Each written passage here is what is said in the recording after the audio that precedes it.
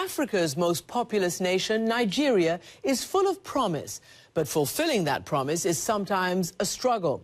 Plagued by corruption and mismanagement, the resource-rich country has a poverty rate of over 50%. Maternal mortality is shockingly high, and more than half of Nigerians don't have access to electricity. Nigeria's president, Goodluck Jonathan, can't even escape the power problem himself. Here he is on Easter Sunday, delivering a speech to his people, only to have it disrupted by a blackout. Ngozi Okonjo-iweala says that she and her president want more for the country. She's Nigeria's finance minister, and she's been lauded as just the kind of reformer that Nigeria needs. She was a runner-up to lead the World Bank, and Forbes ranked her as one of the world's most powerful women. But even she isn't immune from Nigeria's problems. Her own mother was kidnapped for a terrifying 5 days before being released. I spoke to her and I asked her about her country's uphill struggle to transform Nigeria's resources into a better life for all the people. We talked when she was here in New York for the Women in the World Summit.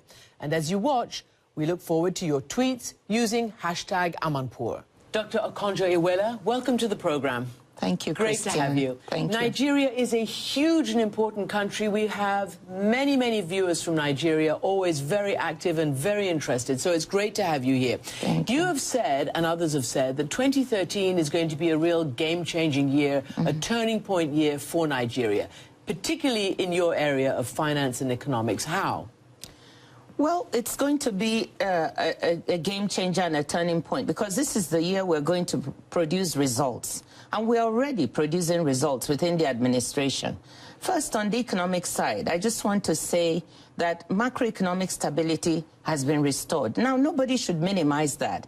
Remember, there were 2 lost decades in Africa in the 80s and 90s, where there was so much macro instability that people could not even focus on sectors that could create jobs. Now, things have gone right. We've got growth that is at 6.5% last year, and we're projecting for 2013 also around the same number, compared to average 5% on the African continent. Now, I just want to say that when you mention GDP growth, people immediately say, we can't, in my country, they say we can't eat growth because we have unemployment challenges, we need to create more jobs, we have a challenge of inclusion, we have problems of inequality.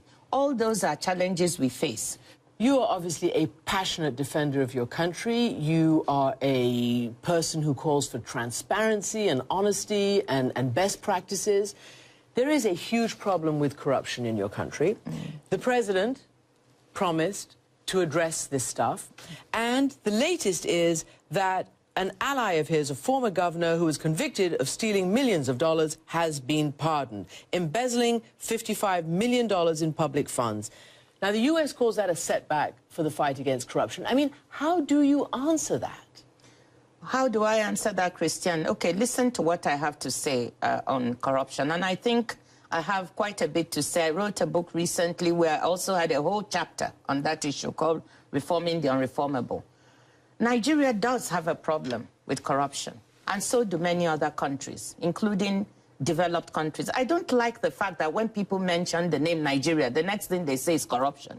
This is a country of 170 million people.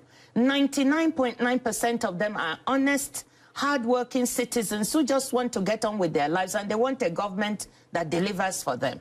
What we've said is that in order to help block any leakages and help to, stop any attempt at corruption or taking monies, we must build electronic platforms. We must distance people from the money.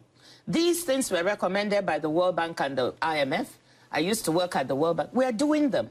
And I strongly believe that we lack institutions, we lack processes. Now, what President Goodluck Jonathan has done now is to call the judiciary, the legislature, and the executive arm for the first time to meet together on this issue and say, this is not just about government. This is about all of us coming together. Because even if you catch somebody, if they go to the courts and they are let off lightly, the president can't do anything about that. The judicial system also has to be strengthened. Legislators also have to crack down. They themselves have to work at also being transparent and helping the executive.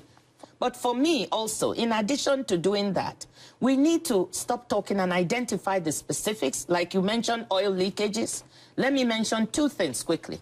The first one is the oil theft. That is 150,000 barrels a day. Which is huge. Which is huge. Yes, I admit that. And we can't afford. Actually, my thesis on corruption is we are still a poor country. We cannot afford any leakage. We also need the international community to weigh in. We have found Mexico and Nigeria are suffering from this problem. You can check. Mexico at a far lower level. I think they're losing 25,000 barrels per day. And they found out mafia elements are involved. In our case, we have international people who also buy that stolen oil. We need them to treat this stolen oil like stolen diamonds. The blood diamonds, make it blood oil. Help us so that those people don't have a market to sell the stuff. That's one. And we ourselves should commit to fighting, and we're fighting that. Let me ask you about that, because you also have challenges with electricity. You mentioned you're very rich in oil, and people just simply don't understand why there still seem to be so many problems with electricity. And it might seem, you know, weird to pick on that one thing, but it is very prevalent. I asked your president about this during an interview I did by satellite when he was at the World Economic Forum in Davos. Let's just see what he had to say to me. That is one area that Nigerians are quite pleased with the government, that our commitment to improve power is working. So if you are saying something different, I'm really surprised. That is one area that even civil society members agree that government has kept faith with its promise. Now, that interview caused a bit of a hullabaloo, as I think you know, in Nigeria. And yet the World Bank has said that more than half the Nigerian population doesn't have any access to the power grid. As you know, Nigeria became a democracy again when President Obasanjo came into power in 1999. 2 decades prior to that, there was hardly any investment in electricity. If you've neglected a sector for that long, you've not invested, you've not even maintained your basic facilities, it's not going to happen that fast. It takes time. That month, when you interviewed the president, the polls showed, independently, scientifically done, when they are in technical partnership with Gallup, that 54% of Nigerians felt there was some improvement. They do it monthly. Now, this month, they've surveyed, and it shows it's going down because 800 megawatts is being taken off the grid while they're maintaining the grid. Let me ask you, because businesses apparently say that this problem with electricity is causing them to, you know, be reluctant to invest. That's you need this investment. Nigeria is not the only country. Almost every developing country has a problem with power. As you know, India has it, South Africa has it. South Africa is far better off because they've invested much more. But many developing countries, even China, they are struggling with keeping up with infrastructure. Now, what are we doing in Nigeria? We have accepted that the government is not the best placed to run the power sector. That if we want this country and this economy to do better, we just have to get out. Madam Minister, thank you for joining me. Thank you, Christiane, for having me.